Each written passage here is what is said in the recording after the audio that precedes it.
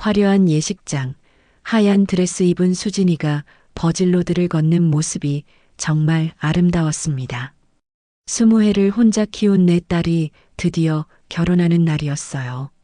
수진이가 갑자기 비틀거리며 얼굴이 창백해지더군요. 그런데 갑자기 우리 수진이가 이상했어요. 수진이가 그대로 쓰러지고 말았습니다.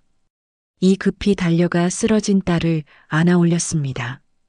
수진아, 수진아. 그 순간 제 세상이 무너져 내렸어요. 왜 이래? 왜 갑자기? 그때는 몰랐어요. 이게 제 딸을 본 마지막이 될 줄은 말입니다. 새벽 5시 알람이 울리기 전에 눈이 떠졌습니다. 20회가 넘도록 이 시간에 일어나는 게 몸에 밴 탓이겠지요. 하지만 오늘은 달랐습니다. 마음이 두근거려서 잠을 이룰 수 없었거든요. 부엌으로 나가 가스불을 켰습니다. 파란 불꽃이 올라오는 소리가 새벽 정적을 깨뜨렸지요. 물이 끓는 동안 창문을 열어 찬 공기를 들였습니다. 10월 말의 새벽 공기는 제법 차가웠어요. 내일이면 우리 수진이가 시집을 갑니다. 엄마, 벌써 일어났어요? 뒤에서 들려오는 목소리에 돌아보니 잠옷 차림의 수진이가 서 있었습니다. 부스스한 머리, 잠이 덜 깬 얼굴이지만 여전히 예뻤어요. 28이 된 지금도 제 눈에는 6살 때와 똑같은 아이로 보입니다. 잠이 안 와서 그래. 넌 왜 이렇게 일찍 일어났어? 저도 잠이 안 와요. 너무 떨려서. 수진이가 제 옆에 앉았습니다. 어깨를 살짝 기대오는 게 어릴 때와 똑같았어요. 20년을 넘게 둘이서만 살아온 습관이란 게 하루아침에 바뀌지는 않나 봅니다. 따뜻한 물에 꿀을 타서 수진이 앞에 놓았습니다. 결혼식 전날이니까 특별히 꿀물을 타준 거예요. 어릴 때 아프거나 속상할 때마다 꿀물을 끓여주곤 했거든요. 엄마가 타준 꿀물 마시는 게 얼마만이지? 그러게 말이야. 수진이가 꿀물을 후후 불어 마시는 모습을 지켜봤습니다. 내일이면 다른 사람의 아내가 될 아이를. 가슴 한편이 벅차면서도 아렸어요. 반찬 가게 일로 새벽같이 일어나 밤늦게 들어오는 날이 20년이었습니다.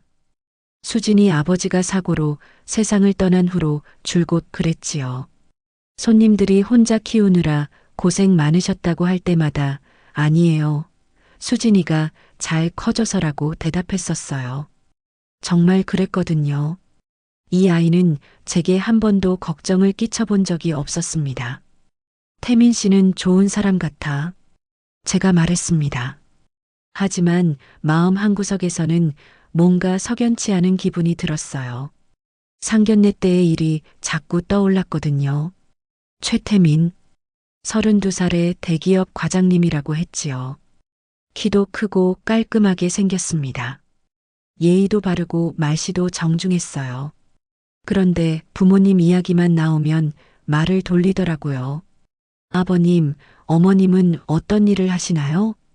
제가 물었을 때의 일입니다. 태민 씨의 얼굴이 순간 굳어졌어요. 그냥 평범하게 지내십니다.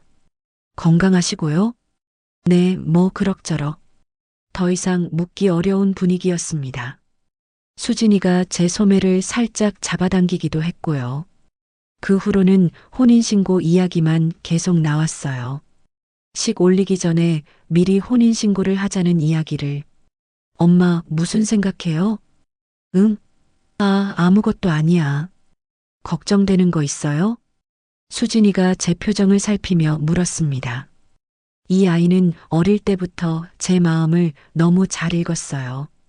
걱정이 아니라 엄마가 너무 예민한 건가 봐.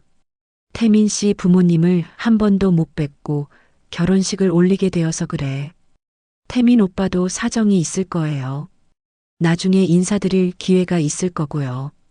수진이가 제 손을 꼭 잡았습니다. 따뜻했어요. 어릴 때부터 이 아이 손은 항상 따뜻했습니다. 밖이 환해지기 시작했습니다. 반찬 가게에 가서 김치며 나물이며 준비해야 할 것들이 많았어요. 오늘은 특별히 수진이 좋아하는 연근조림도 만들어주려고 했거든요. 시집가기 전 마지막으로 먹는 엄마표 반찬이니까요. 수진아, 네, 행복해야 해. 엄마가 20년 동안 바란 건 그것뿐이야. 엄마도 이제 좀 쉬세요.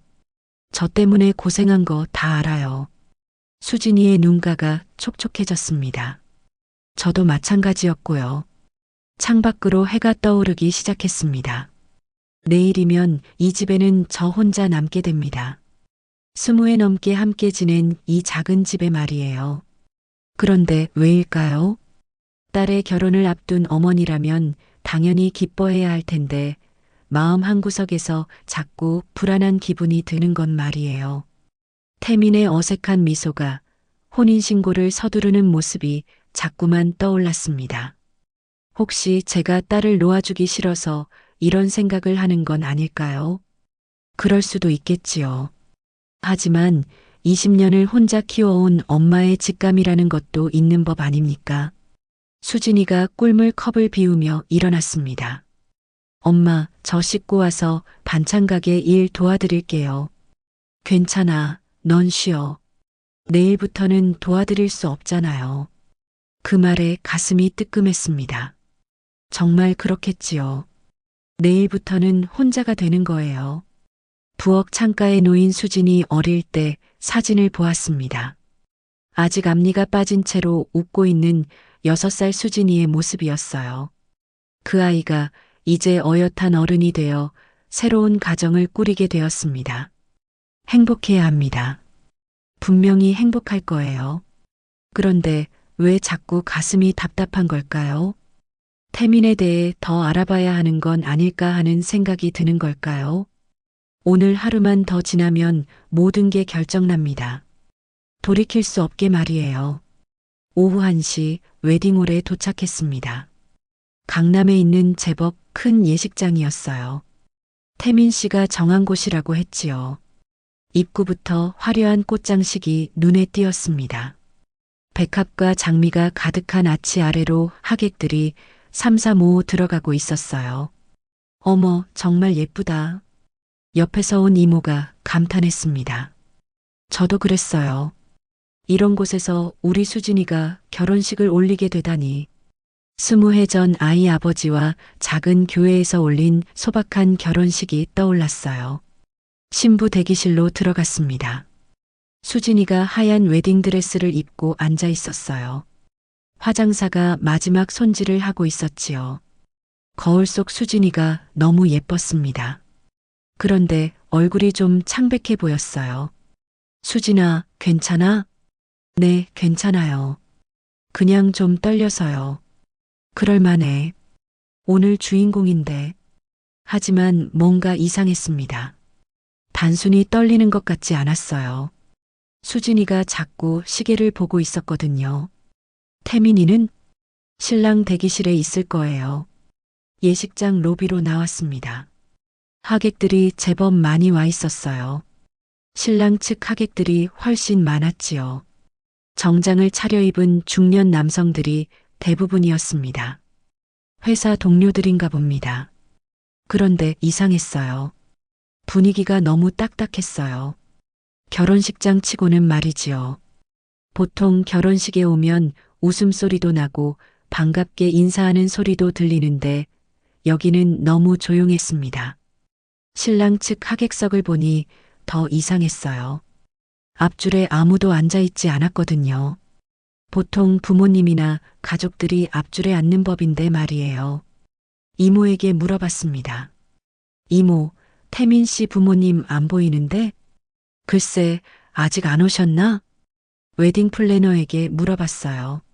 실례지만 신랑 측 부모님은 언제 오시나요? 아, 그게 신랑분이 부모님은 참석이 어렵다고 하셔서요. 어렵다고요? 자세한 사정은 저도 잘 모르겠습니다. 가슴이 답답했습니다. 아들의 결혼식에 부모가 오지 않는다는 게 말이 되나요? 아무리 사정이 있어도 말이에요. 급히 신랑 대기실로 가려다가 태민 씨를 로비에서 만났습니다. 태민 씨, 아, 어머님, 부모님은 안 오시나요? 태민이의 얼굴이 굳어졌어요. 상견례 때와 똑같은 표정이었지요. 죄송합니다. 갑자기 일이 생겨서. 무슨 일이요? 그냥 개인적인 사정이 있습니다. 더 묻기 어려운 분위기였어요. 하지만 이상했습니다. 아들 결혼식에 갑자기 생긴 일이 뭐가 있을까요? 형님은요? 태민 씨 가족분들은? 저희 집은 조용히 지내는 편이라서요. 말이 안 됐어요. 아무리 조용히 지낸다고 해도 결혼식에는 와야 하는 거 아닌가요? 예식이 시작될 시간이 되었습니다. 하객들이 예식장 안으로 들어가기 시작했어요. 저도 신부 어머니석에 앉았지요. 신랑 측 하객들을 다시 보니 정말 이상했습니다. 모두 정장을 깔끔하게 차려입었지만 표정이 어색했어요. 마치 억지로 온 것 같았지요. 음악이 울렸습니다. 신랑이 먼저 입장했어요. 사위가 되는 태민이가 혼자 버질로드를 걸어 들어오는 모습이 어쩐지 쓸쓸해 보였습니다. 이제 신부 입장 차례였어요. 문이 열리고 수진이가 나타났습니다. 하얀 드레스가 정말 예뻤어요. 하지만 얼굴이 너무 창백했습니다. 수진이가 걸음을 떼려는 순간이었어요. 수진이가 휘청했습니다. 그러더니 그대로 주저앉았어요. 수진아. 자리에서 벌떡 일어났습니다. 주변에서 웅성거리는 소리가 들렸어요. 어떻게 된 거야? 신부가 쓰러졌어. 급히 뛰어가려는데 다리에 힘이 없었어요. 이런 일이 생길 줄 몰랐거든요. 웨딩 플래너와 스태프들이 수진이를 부축해서 신부 대기실로 옮겼습니다. 저도 따라갔어요. 태민이도 와 있었지요. 수진아 괜찮아? 엄마. 수진이가 간신히 눈을 떴어요. 얼굴이 하얗게 질려 있었습니다. 어디 아파? 어디가 아픈 거야? 그냥 갑자기 어지러워서요. 병원 가자. 지금 당장. 아니에요. 괜찮아요. 잠깐만 쉬면 될 것 같아요. 태민 씨가 말했습니다. 일단 좀 쉬시고 예식은 나중에 다시 하는 게 어떨까요? 그럴까? 수진이 몸이 중요하지. 하지만 수진이가 고개를 저었어요. 아니에요. 괜찮아요. 계속해요. 수진아, 무리하지 마. 정말 괜찮아요. 많은 분들이 와주셨는데 이렇게 될 수는 없어요. 의사가 와서 간단히 진찰을 했어요. 극도로 긴장하셔서 그런 것 같습니다. 혈압이 좀 낮아져 있고요. 충분히 쉬시면 괜찮을 겁니다. 정말 괜찮은 건가요? 네, 심각한 건 아닙니다. 그래도 마음이 놓이지 않았어요. 수진이가 이렇게 몸이 약한 아이가 아니었거든요. 감기 한 번 안 걸리고 자란 아이였는데 말이에요. 30분 정도 쉰 후에 예식을 다시 시작했습니다. 이번에는 수진이가 무사히 입장했어요. 하지만 얼굴이 여전히 창백했지요. 예식이 진행되는 동안 내내 불안했습니다. 수진이 몸도 걱정되고 태민 씨 부모님이 안 온 것도 이상하고 신랑 측 하객들의 어색한 분위기도 마음에 걸렸어요. 새로운 가정을 이루는 두 분을 축복합니다. 주례사의 말이 들렸지만 머릿속에 잘 들어오지 않았어요. 뭔가 잘못되고 있다는 느낌이 들었거든요. 예식이 끝나고 식사 시간이 되었습니다. 태민 씨가 다가왔어요. 어머님, 수진이 많이 피곤해하는 것 같아서 일찍 가려고 합니다. 벌써? 네, 몸이 안 좋으니까 쉬는 게 좋을 것 같아요. 수진이도 와서 말했어요. 엄마, 저 먼저 들어갈게요. 그래. 몸조리 잘해. 수진이를 안아주며 속삭였어요. 무슨 일 있으면 언제든 연락해. 네, 엄마. 신혼부부가 떠난 후 식당은 더 어색해졌습니다. 태민 씨 측 하객들도 하나둘 자리를 떴어요. 인사도 제대로 하지 않고 말이지요. 집으로 돌아오는 길에 계속 생각했어요. 오늘 일은 뭔가 이상했습니다. 신랑 부모의 부재, 어색한 하객들, 그리고 수진이가 쓰러진 일까지. 혹시 태민 씨에게 숨기는 게 있는 건 아닐까요? 아니면 수진이가 뭔가 알고 있는 건 아닐까요? 집에 혼자 앉아 있으니 더 불안해졌습니다. 20년 만에 혼자가 된 이 집이 너무 조용했어요. 수진이한테 전화를 걸어볼까 했지만 신혼 첫날에 그럴 수는 없었지요. 그날 밤 잠이 오지 않았습니다. 계속 오늘 일이 떠올랐어요. 특히 수진이가 쓰러지는 순간이 자꾸 머릿속에 맴돌았지요. 뭔가 잘못되고 있었습니다. 어머니의 직감이 그렇게 말하고 있었어요. 새벽 4시에 전화가 울렸습니다. 여보세요? 어머님, 저 태민이입니다. 목소리가 떨리고 있었어요. 심상치 않았지요. 왜 이렇게 늦게? 무슨 일이에요? 수진이가 갑자기 쓰러져서 병원에 왔습니다. 가슴이 철렁했어요. 어제 결혼식에서도 쓰러졌는데 또 그런 일이. 어느 병원이에요? 지금 당장 갈게요. 삼성서울병원 응급실입니다. 빨리 오세요. 전화를 끊고 급하게 옷을 갈아입었습니다. 손이 떨려서 단추를 제대로 끼우지도 못했어요. 택시를 불러 병원으로 향했지요. 병원 복도는 차가웠습니다. 소독약 냄새가 코를 찔렀어요. 응급실 앞에서 태민 씨를 만났지요. 얼굴이 새하얗게 질려 있었습니다. 수진이는 어떻게 됐어요? 지금 응급처치를 받고 있습니다. 대체 무슨 일이 일어난 거예요? 사위 태민이가 망설였어요. 뭔가 말하기 어려운 일이 있는 것 같았지요. 집에서 갑자기 토하고 쓰러져서 119를 불렀습니다. 토했다고요? 네, 계속 토하더니 의식을 잃어서 이상했어요. 수진이가 평소에 체했던 적도 없는 아이인데 어제 결혼식에서도 그랬고 오늘 또 이런 일이. 기다리는 시간이 너무 길었습니다. 복도 의자에 앉아 있는데 시간이 멈춘 것 같았어요. 사위 태민은 계속 화장실을 오가며 안절부절 못했지요. 선생님이 나오시면 자세한 얘기를 들을 수 있을 거예요. 태민 씨가 말했지만 목소리에 확신이 없었어요. 1시간쯤 지났을까요? 의사가 나왔습니다. 표정이 심각했어요. 보호자분이세요? 네, 수진이 어머니입니다. 일단 안으로 들어가서 얘기하죠. 상담실로 따라갔습니다. 의사의 얼굴이 너무 굳어 있었어요. 뭔가 안 좋은 소식일 것 같았지요. 환자분 상태가 어떻게 되나요? 의사가 한숨을 쉬었어요. 최선을 다했지만 그 말을 듣는 순간 머리가 하얗게 변했습니다. 뭐라고요? 죄송합니다. 끝까지 노력했지만 살릴 수 없었습니다. 그게 무슨 말이 나오지 않았어요. 꿈인 것 같았지요. 어제까지 멀쩡했던 아이가 갑자기 죽었다니.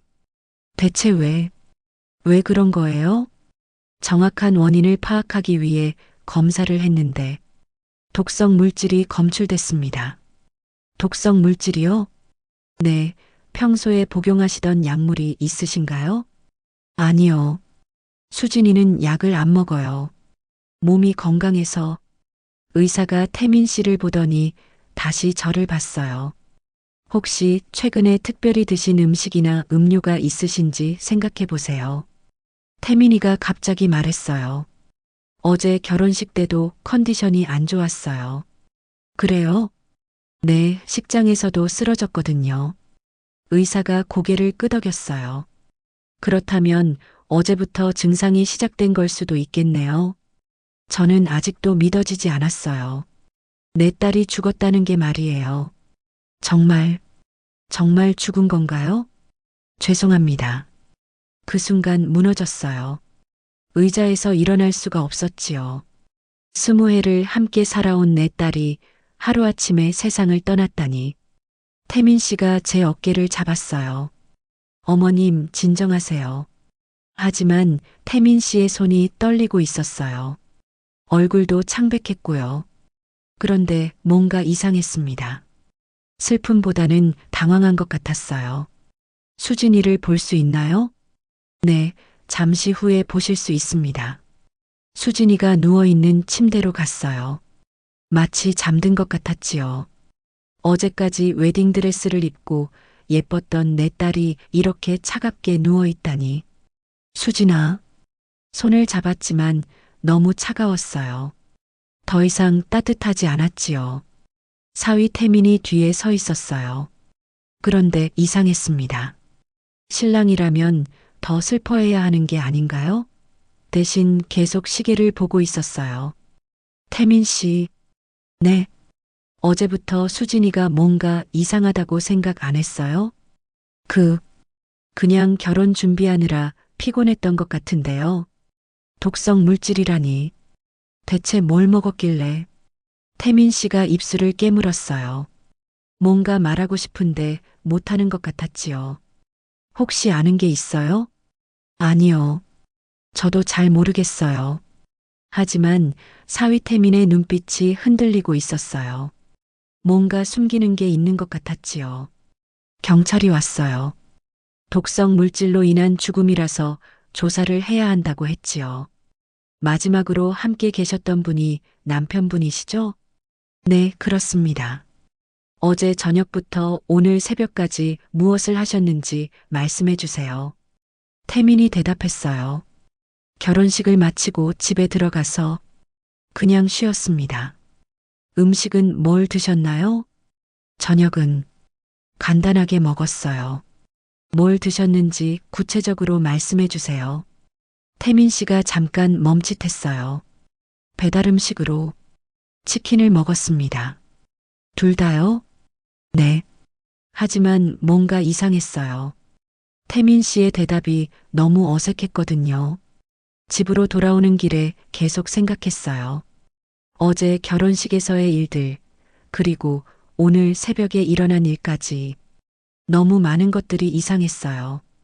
태민 씨 부모님이 결혼식에 안 온 것, 수진이가 갑자기 쓰러진 것, 그리고 하루 만에 독성 물질로 죽었다는 것까지. 이게 정말 우연일까요? 집에 혼자 앉아 있으니 더 많은 생각이 들었어요. 수진이가 마지막으로 한 말들, 태민 씨의 어색한 행동들, 아이 아버지가 돌아가셨을 때도 이렇게 허무했어요. 하지만 그때는 사고였지요. 이번은 뭔가 달랐어요. 어머니의 직감이 계속 말하고 있었어요. 이건 사고가 아니라고, 뭔가 잘못됐다고. 태민 씨를 다시 봐야겠어요. 제대로 물어봐야 할 것들이 있어요. 우리 수진이에게 무슨 일이 일어난 건지 꼭 알아내야겠습니다. 혼자 남겨진 이 집에서 다짐했어요. 수진이를 위해서라도 진실을 찾아내겠다고. 그게 엄마로서 마지막으로 해줄 수 있는 일이니까요. 그 착하고 예쁜 제 딸 수진이가 왜 이 현실이 믿기지 않았습니다. 장례식장에는 국화꽃 향이 가득했습니다. 흰 국화와 노란 국화가 빼곡하게 놓인 분향소 앞에서 조문객들이 줄을 서고 있었어요. 수진이의 영정사진이 그 가운데 놓여 있었지요. 사진 속 수진이는 밝게 웃고 있었습니다. 대학교 졸업 사진이었어요. 23살 때 찍은 사진이라 지금보다 더 어려 보였지요. 그때만 해도 이런 일이 일어날 줄 꿈에도 몰랐습니다. 사위 태민이 상주석에 앉아 있었어요. 검은 정장에 검은 완장을 차고 고개를 숙이고 있었지요.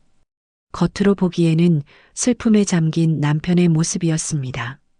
조문객들이 와서 인사를 했어요. 삼가 고인의 명복을 빕니다. 고맙습니다.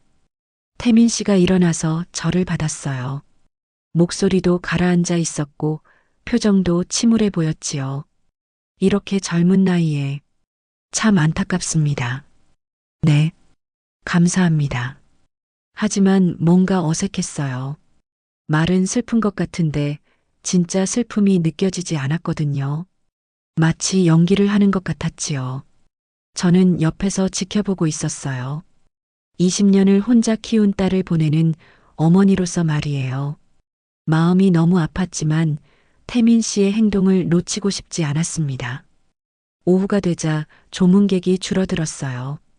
대부분 수진이 직장 동료들과 제 반찬 가게 단골 손님들이었지요. 태민 씨 쪽 조문객은 많지 않았어요. 회사 사람 몇 명 정도였는데 그마저도 형식적으로 다녀갔습니다. 어머님, 잠깐 바람 좀 쐬고 오겠습니다. 태민 씨가 말했어요.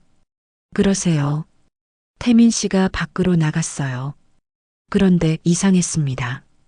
슬픈 사람이 바람을 쐬러 나간다면 보통 천천히 걸을 텐데 걸음이 꽤 빨랐거든요. 뭔가 직감이 들었어요. 따라가 봐야겠다는 생각이 들었지요. 장례식장 뒤편으로 가니 태민 씨가 전화를 하고 있었어요. 기둥 뒤에 숨어서 들어봤습니다. 네, 혼인신고는 이미 했으니까 문제 없을 겁니다. 혼인신고? 갑자기 가슴이 두근거렸어요. 보험금 처리는 언제쯤 가능한가요? 보험금이라고 했나요? 귀를 의심했어요. 네, 알겠습니다. 그럼 서류 준비해서 다시 연락드리겠습니다. 전화를 끊는 소리가 들렸어요. 급히 뒤로 물러섰지요. 잠깐, 이게 무슨 얘기인가요? 수진이가 죽은 지 이틀밖에 안 됐는데 벌써 보험금 얘기를 하고 있다니. 태민 씨가 다시 들어왔어요. 아까와는 다른 표정이었지요. 뭔가 안도하는 것 같았어요. 어머님, 죄송합니다. 회사 일로 급한 연락이 와서요. 그랬군요. 네, 이런 때인데도 일이 있어서. 거짓말이었어요. 회사 일이 아니라 보험금 얘기를 하고 있었거든요. 저녁 때가 되자 조문객이 더 줄어들었어요.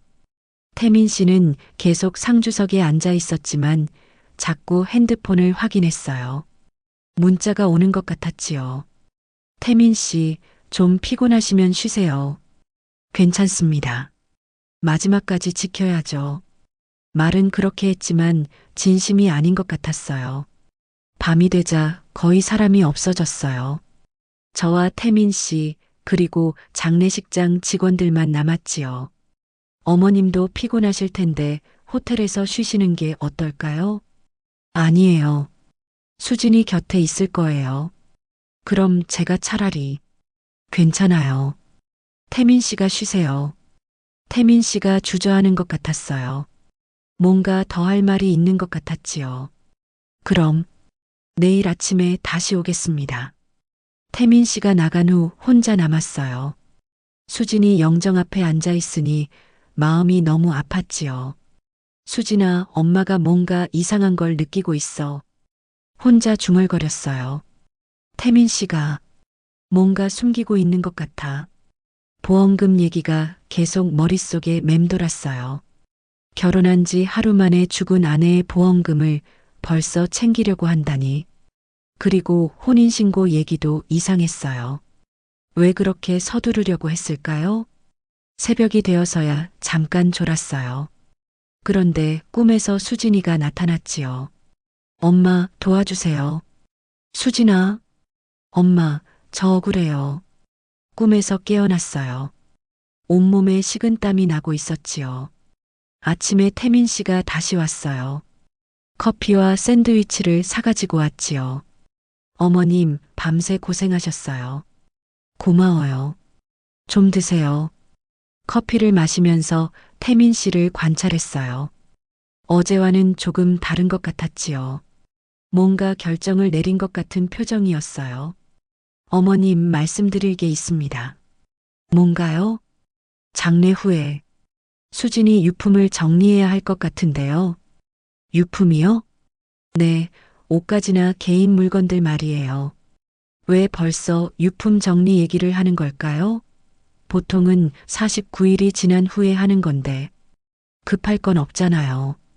그게 집이 전세라서 빨리 정리해야 할 것 같아서요. 또 거짓말인 것 같았어요. 어제는 회사 일이라고 했고 오늘은 전세 얘기를. 그럼 제가 도와드릴게요. 아니에요. 제가 할게요. 왜 혼자 하려고 할까요? 뭔가 숨기려는 게 있는 건 아닐까요? 조문객들이 오기 시작했어요. 태민 씨는 다시 슬픈 표정을 지었지요. 하지만 제 눈에는 더 이상 진짜 슬픔으로 보이지 않았어요. 점심때쯤 태민 씨가 또 나갔어요. 또 전화를 할 것 같았지요. 이번에는 더 조심스럽게 따라갔어요. 네, 장례는 내일 끝납니다. 서류는 다 준비했고요. 네, 빨리 처리해 주세요. 이번에도 뭔가 급한 일을 처리하는 것 같았어요. 장례식장으로 돌아오는 길에 확신이 들었어요. 태민 씨는 진짜 슬퍼하는 게 아니었어요. 뭔가 다른 목적이 있는 것 같았지요. 수진이 영정 앞에 앉아서 다짐했어요. 꼭 진실을 밝혀내겠다고. 우리 수진이가 억울하게 죽었다면 반드시 밝혀내겠다고. 태민 씨를 더 자세히 지켜봐야겠어요. 그리고 수진이가 마지막 며칠 동안 어떻게 지냈는지 알아봐야겠습니다. 어머니의 직감이 틀렸으면 좋겠지만 지금까지 본 것들을 생각하면 뭔가 잘못되었다는 확신이 들어요. 내일 장례를 치르고 나서 본격적으로 알아봐야겠습니다. 수진이를 위해서라도 말이에요. 장례를 마친 다음 날 오전 구청으로 갔습니다. 사망신고를 해야 했거든요. 태민 씨도 함께 갔어요. 필요한 서류들을 가지고 말이지요. 구청 민원실은 차가웠습니다. 형광등 불빛 아래로 사람들이 줄을 서서 기다리고 있었어요. 번호표를 뽑고 의자에 앉았지요. 125번 어서 오세요. 우리 차례가 되었어요. 창구로 갔습니다. 사망신고 하러 왔습니다. 네, 관련 서류 있으시죠? 태민 씨가 서류 뭉치를 내밀었어요. 사망진단서, 주민등록등본, 그리고 혼인신고 증명서까지. 공무원이 서류를 하나씩 확인했습니다. 신분증도 보여주세요. 저와 태민이 주민등록증을 냈어요. 혼인신고는 언제 하셨나요? 결혼식 전날에 했습니다. 태민이 대답했어요. 공무원이 혼인신고 서류를 자세히 보더니 저를 봤어요. 어머님, 혹시 보증인으로 서명하신 거 맞으시죠? 네. 여기 보증일란에 어머님 성함과 서명이 있는데요. 서류를 보여줬어요. 거기에 제 이름이 적혀 있었지요.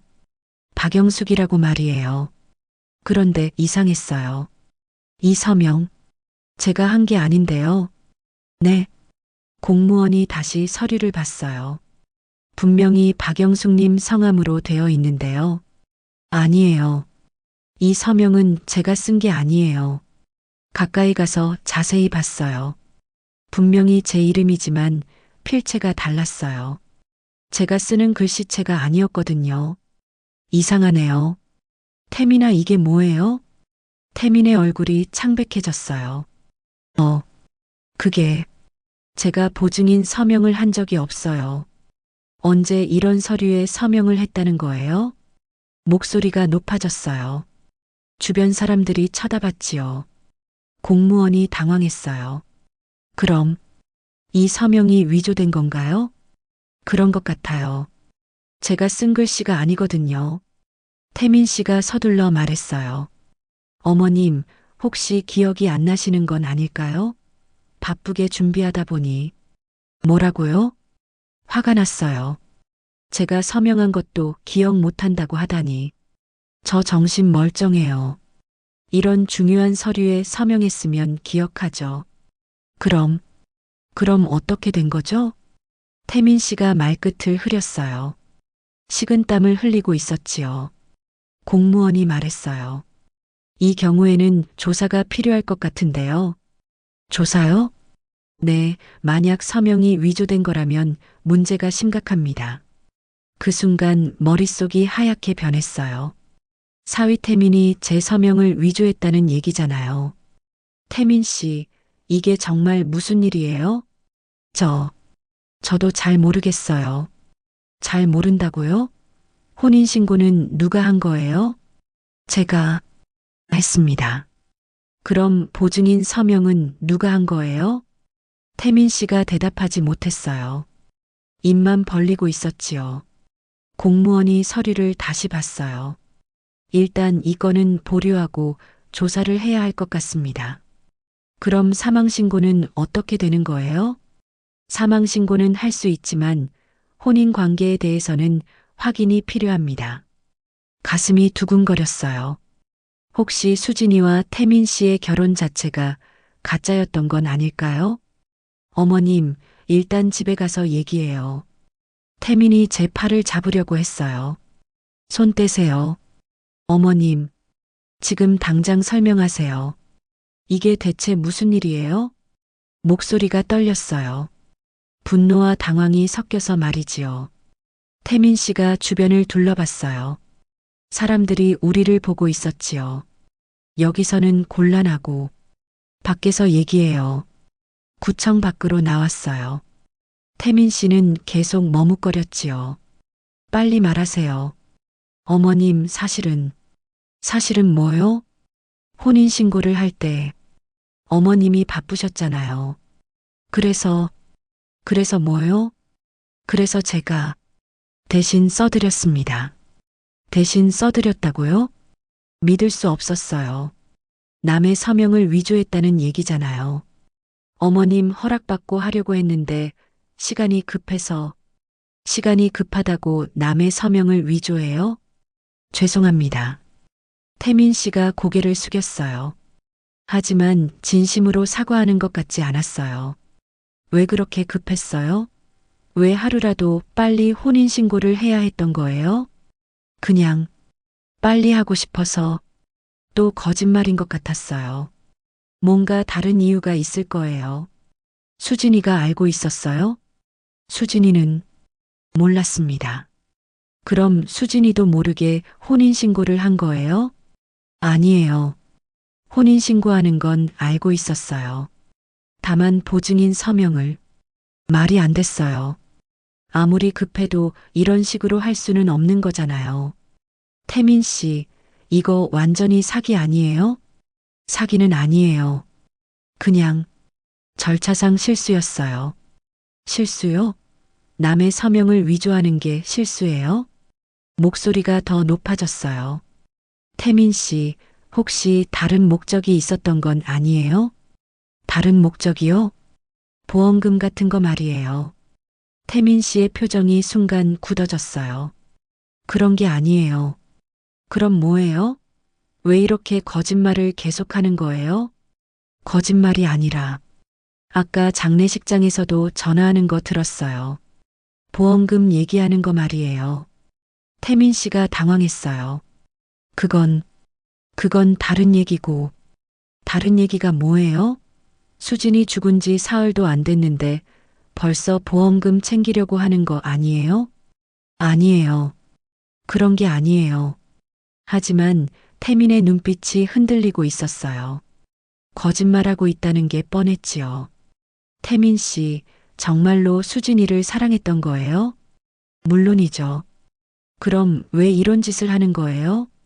대답이 없었어요. 태민 씨는 그냥 고개만 숙이고 있었지요. 그 순간 확신이 들었어요. 이 사람은 처음부터 뭔가 다른 목적이 있었던 거예요.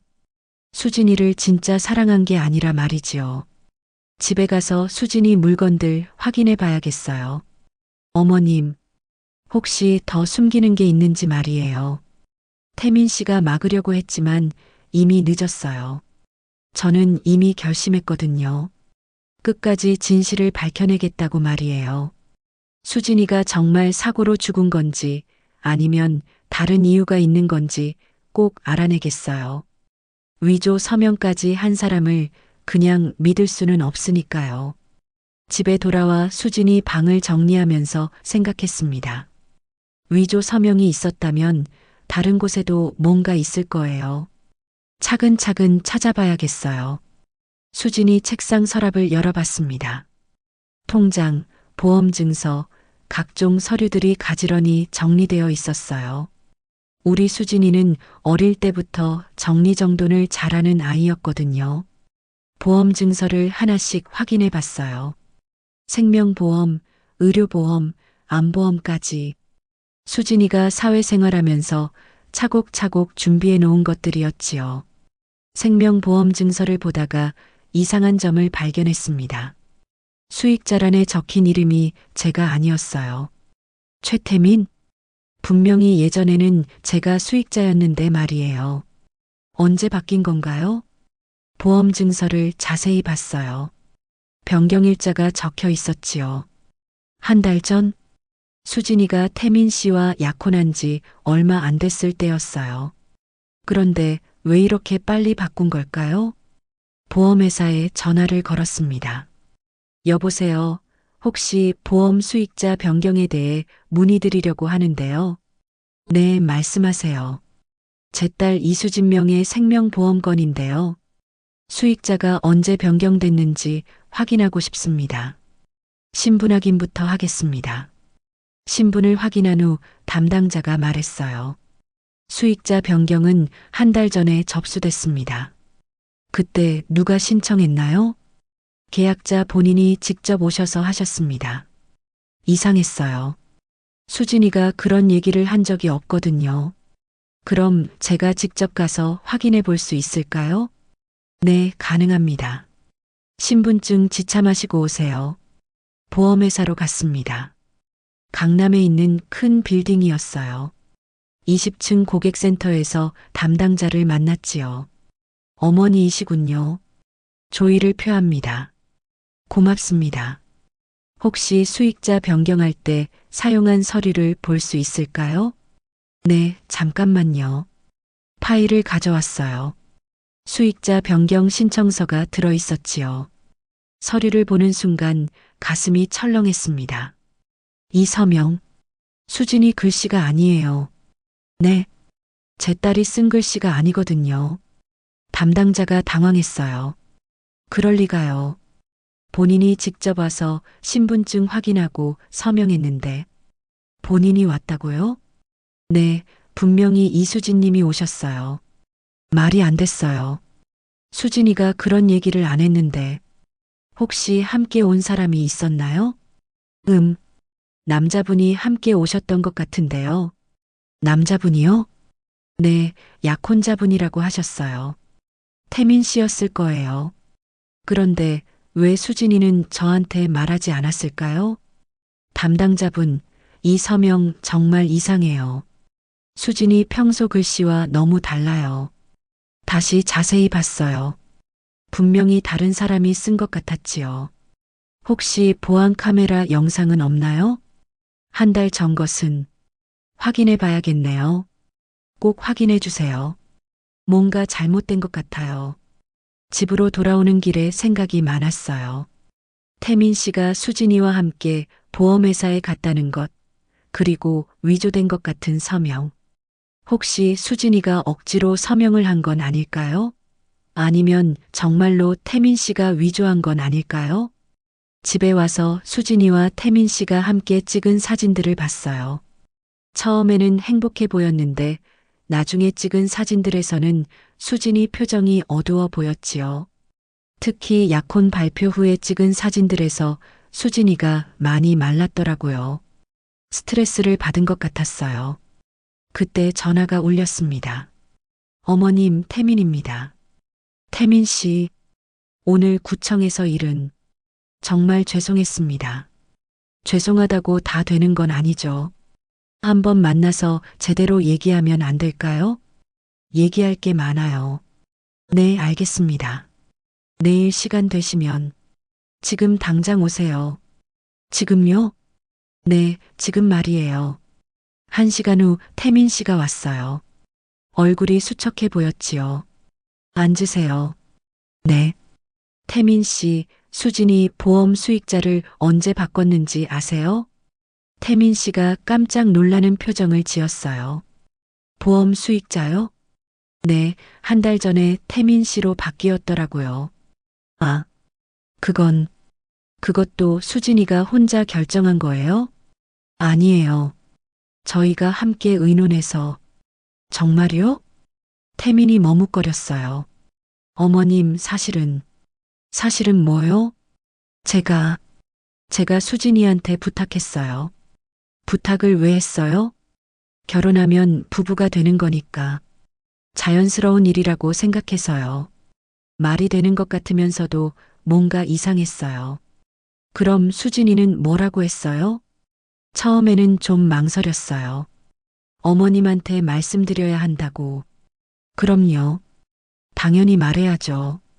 그런데 제가 결혼 준비 때문에 바쁘다고 나중에 말씀드리자고 했어요. 그래서 저는 모르고 있었던 거군요. 죄송합니다. 태민 씨가 고개를 숙였어요. 하지만 뭔가 석연치 않았어요. 정말 그런 이유였을까요? 태민 씨, 정말 솔직하게 얘기해 주세요. 네. 혹시 다른 이유가 있었던 거 아니에요? 다른 이유요? 경제적인 어려움이 있었다거나. 태민 씨의 표정이 굳어졌어요. 그런 건 아니에요. 하지만 확신이 서지 않았어요. 지금까지 너무 많은 거짓말을 들어서 말이에요. 태민 씨, 앞으로는 숨기는 일이 없었으면 좋겠어요. 네, 그렇게 하겠습니다. 수진이를 잃은 것도 억울한데 이런 일까지 있으면 너무 힘들어요. 어머님 마음 이해합니다. 정말 이해해요? 네. 태민 씨가 진심으로 말하는 것 같았어요. 처음으로 진짜 미안해하는 표정이었지요. 그럼 앞으로 모든 일을 투명하게 처리해요. 네, 그렇게 하겠습니다. 수진이 물건 정리할 때도 함께해요. 네, 물론이죠. 조금씩 마음이 놓였어요.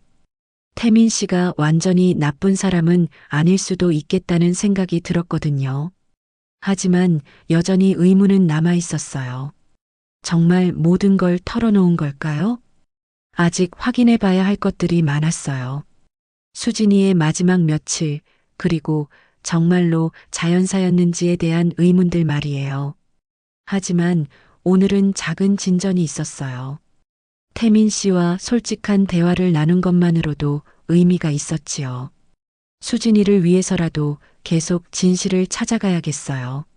하지만 이제는 혼자가 아니라 태민 씨와 함께 말이에요. 경찰서에서 돌아온 후 혼자 앉아 생각했습니다. 김영사는 부검 결과를 기다리자고만 했어요. 한두 주는 더 걸린다면서 말이지요. 기다릴 수 없었어요. 수진이가 억울하게 죽었다면 하루라도 빨리 밝혀내야 했거든요. 우선 수진이 방부터 다시 뒤져봤습니다. 이번에는 구석구석 놓친 곳이 없는지 확인했어요. 침대 밑에서 작은 노트를 발견했어요. 수진이의 다이어리였지요. 마지막 한 달치 내용을 읽어봤습니다. 태민 오빠가 이상해. 자꾸 보험 얘기를 한다. 오빠 과거에 대해 물어봐도 대답을 안 해. 혼인신고를 왜 그렇게 서두르려고 할까? 수진이도 뭔가 느끼고 있었던 거예요. 더 읽어보니 충격적인 내용이 있었어요. 오빠 지갑에서 이상한 카드를 봤다. 다른 이름으로 된 신용카드. 진짜 이름이 최태민이 맞나? 확인해 봐야겠다. 가장 마지막 날짜에는 이런 내용이 적혀 있었어요. 사립탐정한테 조사 의뢰했다. 진실을 알아야겠다. 그 아래 전화번호가 적혀 있었지요. 바로 사립탐정에게 전화를 걸었어요. 이민호 탐정사무소입니다. 안녕하세요. 이수진 씨 어머니입니다. 아, 어머님. 조의를 표합니다. 사실 연락을 드리려고 했었어요. 수진이가 무엇을 의뢰했는지 알 수 있을까요? 직접 만나서 말씀드리는 게 좋을 것 같은데요. 1시간 후 탐정사무소에서 이민호 탐정을 만났어요. 40대 초반의 깔끔한 남성이었지요. 수진 씨가 최태민 씨에 대해 조사해 달라고 했어요. 어떤 조사를요? 신원 확인이요. 이름, 직장, 과거 경력 등을 알아봐 달라고 했거든요. 파일을 꺼내 보여줬어요. 조사 결과가 좀 충격적입니다. 어떻게요? 우선 최태민이라는 이름이 가명입니다. 가슴이 철렁했어요. 가명이라고요? 네, 진짜 이름은 박철수예요.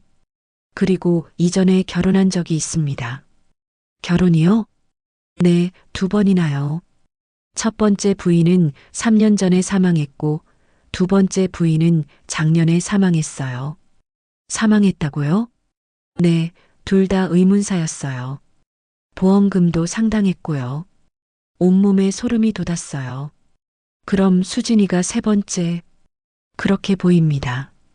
그리고 이 사람은 보험 사기를 전문으로 하는 것 같아요. 탐정이 더 많은 자료를 보여줬어요. 각기 다른 이름으로 신분을 바꿔가며 여성들에게 접근해요. 결혼 후 보험 수익자를 바꾸고 그 다음에 죽인다는 얘기인가요? 아직 확실하지는 않지만 정황상 그렇게 보입니다. 수진이가 이 사실을 알고 있었나요? 마지막에 만났을 때 결과를 알려드렸어요. 그때 수진 씨가 많이 충격받으셨죠. 언제였어요? 결혼식 3일 전이었습니다. 그럼 수진이가 결혼식 때 컨디션이 안 좋았던 이유가 수진 씨가 뭐라고 하셨나요? 결혼을 취소하겠다고 하셨어요. 그리고 경찰에 신고하겠다고도 했고요. 그럼 수진이가 네, 위험에 처한 상황이었어요. 이제 모든 게 분명해졌어요.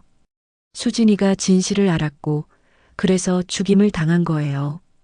탐정사무소를 나와 바로 태민 씨가 살던 집으로 갔어요. 오피스텔이었지요. 관리사무소에서 물어봤습니다. 1205 최태민 씨 아세요? 아, 그분은 이사 가셨어요. 언제요? 어제요.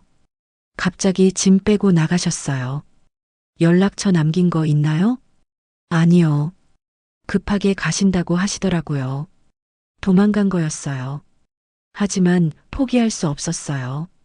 수진이 직장에 가서 더 자세한 얘기를 들어봤어요.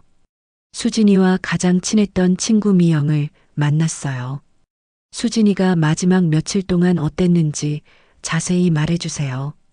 결혼식 일주일 전부터 완전히 달라졌어요. 밝던 아이가 갑자기 우울해지고 혹시 특별한 얘기한 거 없나요? 있어요. 결혼식 전날에 저한테 이상한 얘기를 했거든요. 뭐라고요? 자기가 큰 실수를 했다고 잘못된 사람과 결혼하려고 한다고 했어요. 그리고요? 그리고 뭔가 증거를 찾았다고 했어요. 태민 씨가 거짓말쟁이라는 증거를 말이에요. 무슨 증거요? 자세히는 안 말해줬어요. 다만 신분증을 봤다고 했어요. 태민 씨 진짜 신분증을 말이에요. 그럼 수진이가 가명이라는 걸 알고 있었던 거네요. 결혼식 날은 어땠어요? 그날 아침에 전화했는데 목소리가 떨리고 있었어요. 무서워하는 것 같았거든요. 무서워했다고요? 네, 태민 씨가 자기를 감시하고 있다고 했어요. 핸드폰도 몰래 보고 있다는 것 같다고. 수진이가 위험을 느끼고 있었던 거예요. 혹시 수진이가 다른 사람한테도 이런 얘기 했을까요? 언니가 있어요. 친한 언니가 하나 있거든요. 연락처 알려주실 수 있나요? 수진이 언니라는 분을 만났어요. 30대 초반의 직장인이었지요. 수진이가 마지막에 저한테 이상한 부탁을 했어요. 무슨 부탁이요? 만약 자기한테 무슨 일이 생기면 어머니께 이걸 드리라고 했어요. 봉투를 하나 주더라고요.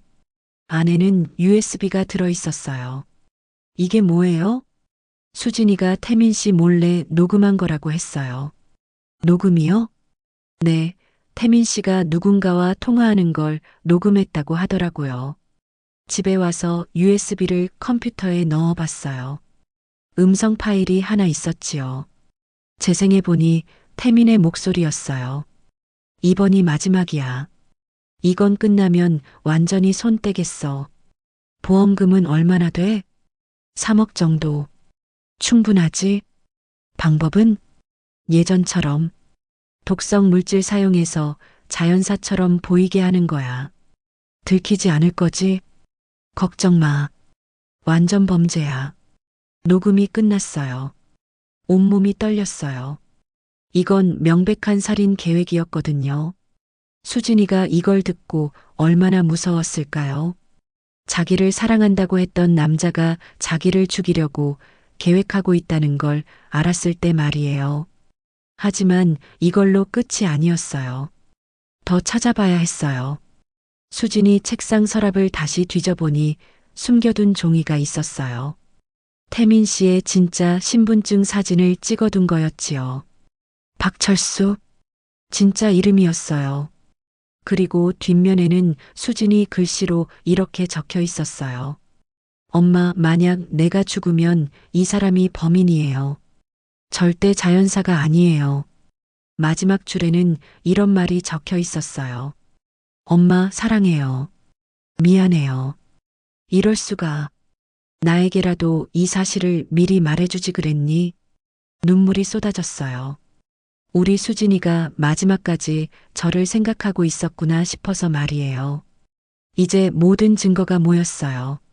녹음 파일, 사립 탐정 조사 결과, 수진이가 남긴 메모까지. 태민이, 아니 박철수가 수진이를 계획적으로 살해한 게 분명했어요. 하지만 그 사람은 이미 도망갔어요. 어디로 갔는지 모르는 상황이었지요. 수진아, 엄마가 다 알아냈어. 내가 얼마나 무서웠는지, 얼마나 힘들었는지 이제 다 알겠어. 수진이 영정 앞에서 다짐했어요. 내일 당장 경찰서에 가서 이 모든 증거를 제출하겠어요. 그리고 박철수를 반드시 잡아서 법의 심판을 받게 하겠어요. 다음 날 아침 일찍 경찰서로 갔습니다. 가방에는 수진이가 남긴 모든 증거들이 들어 있었어요. 김영사를 만나자마자 USB와 서류들을 꺼내 놓았습니다. 이게 다 뭔가요? 제 딸을 죽인 범인의 증거예요. 김영사가 녹음 파일을 들어보더니 표정이 굳어졌어요. 이건 완전히 계획된 살인이네요. 네, 그리고 이 사람 진짜 이름은 박철수예요. 최태민은 가명이고요. 사립탐정 조사 결과와 수진이가 찍어둔 신분증 사진까지 보여드렸어요. 어머님이 이 모든 걸 혼자 조사하신 거예요? 제 딸이 억울하게 죽었으니까요. 김영사가 즉시 수사팀을 꾸렸어요. 박철수 수배령이 내려갔고 전국 경찰서에 사진이 배포됐지요. 사흘 후 연락이 왔어요. 어머님, 용의자 체포했습니다. 정말요? 네, 부산에서 잡혔어요. 새로운 신분으로 또 다른 여성에게 접근하려던 참이었습니다. 가슴이 후련했어요. 드디어 잡혔구나 싶어서 말이에요. 박철수는 모든 혐의를 자백했어요. 수진이뿐만 아니라 이전 부인들까지 모두 보험금을 노리고 살해했다고 인정했지요.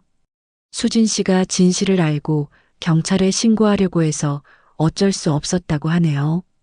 그래서 결혼식 당일에 네, 신혼집에서 독성 물질을 음식에 넣어 살해했다고 자백했습니다. 재판이 시작됐어요.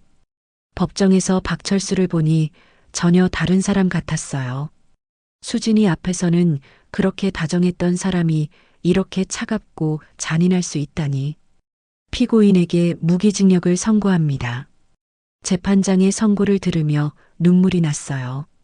드디어 수진이의 억울함이 풀렸구나 싶어서 말이에요. 법정을 나오는 길에 검사님이 말씀하셨어요. 어머님의 노력이 없었다면 진실을 밝혀내기 어려웠을 겁니다. 제가 할 수 있는 건 그것뿐이었어요. 수진 씨도 이제 편히 좋은 곳으로 갔을 겁니다. 집으로 돌아와 수진이 영정 앞에 앉았어요. 수진아, 다 끝났어. 너를 죽인 나쁜 사람 잡혔어. 마치 수진이가 대답하는 것 같았어요. 엄마, 고마워요라고 말이에요. 그동안 너무 힘들었어요. 딸을 잃은 슬픔과 억울함, 그리고 혼자 진실을 밝혀내야 한다는 부담까지. 하지만 이제는 마음이 조금 평안해졌어요. 수진이가 왜 죽어야 했는지, 누가 그랬는지 모든 게 밝혀졌으니까요. 몇 달이 지났어요. 반찬 가게 일을 다시 시작했습니다. 수진이 생각이 날 때마다 슬프긴 하지만 예전처럼 무너지지는 않았어요. 단골 손님들이 위로의 말씀을 많이 해주셨어요. 사장님, 힘내세요. 수진이가 하늘에서 지켜보고 있을 거예요. 수진이 친구들도 가끔 찾아왔어요. 미영이도 오고 친한 언니도 와서 수진이 얘기를 해주곤 했지요. 어머님, 수진이가 어머니 자랑을 정말 많이 했어요. 그랬나요? 네, 혼자서 자기를 키워주시고 반찬 가게 하시면서도 항상 밝게 지내시는 어머니가 최고라고 했어요. 그런 얘기를 들을 때마다 가슴이 뭉클했어요. 6개월이 지난 어느 날 수진이 방을 정리했어요. 이제는 가슴에 묻고 추억으로 간직해야만 하는 저희 딸 수진이 유품들을 하나씩 정리하면서 그동안 꾹꾹 참아왔던 슬픔이 또 하염없이 눈물이 되어 흘려내렸습니다. 수진이가 아껴 읽던 책들은 도서관에 기증했지요. 많은 사람들이 읽을 수 있도록 말이에요. 수진이 일기장과 사진들은 조심스럽게 보관했어요. 언제든 보고 싶을 때 볼 수 있도록 말이에요. 1년이 지났어요. 수진이 기일에 작은 추도식을 열었어요. 가족은 없지만 수진이를 사랑했던 사람들이 모였지요. 수진이는 정말 착한 아이였어요. 어머님 닮아서 씩씩하고 밝았죠. 하늘에서도 분명 밝게 웃고 있을 거예요. 사람들의 따뜻한 말들이 큰 위로가 됐어요. 그날 밤 혼자 앉아 생각했어요. 지난 1년을 되돌아보니 정말 많은 일이 있었지요. 딸을 잃은 슬픔은 여전했지만 그 슬픔을 견뎌낼 힘이 생겼어요. 수진이가 자랑스러워할 엄마가 되고 싶다는 마음 때문이었지요. 반찬 가게도 예전보다 더 정성스럽게 하게 됐어요. 수진이가 엄마 반찬이 세상에서 제일 맛있어요 라고 했던 말이 떠올라서 말이에요. 새로운 단골 손님들도 많이 생겼어요. 특히 젊은 직장인들이 자주 와서 어머니 같은 반찬이라고 말해주곤 했지요. 어느 날 한 젊은 여성이 와서 말했어요. 사장님, 저 혼자 사는데 여기 반찬 먹으면 집밥 생각이 나요. 그래요? 많이 드세요. 혹시 사장님 딸 있으세요? 응, 있었는데 하늘나라에 있어. 아, 죄송해요. 괜찮아요. 우리 수진이 참 착한 아이였거든요. 그 아이가 다음에 올 때 수진이 사진을 보여줬어요. 정말 예쁘네요. 사장님 닮았어요. 고마워요. 분명 하늘에서 사장님 자랑스러워 하실 거예요. 그런 말들이 큰 힘이 됐어요. 요즘은 수진이 생각이 날 때마다 슬프기보다는 고맙다는 생각이 더 많이 들어요. 20해 동안 함께했던 소중한 시간들, 수진이가 보여준 사랑과 효심, 그리고 마지막까지 저를 생각해준 마음까지. 수진이 덕분에 제가 이렇게 강해질 수 있었어요.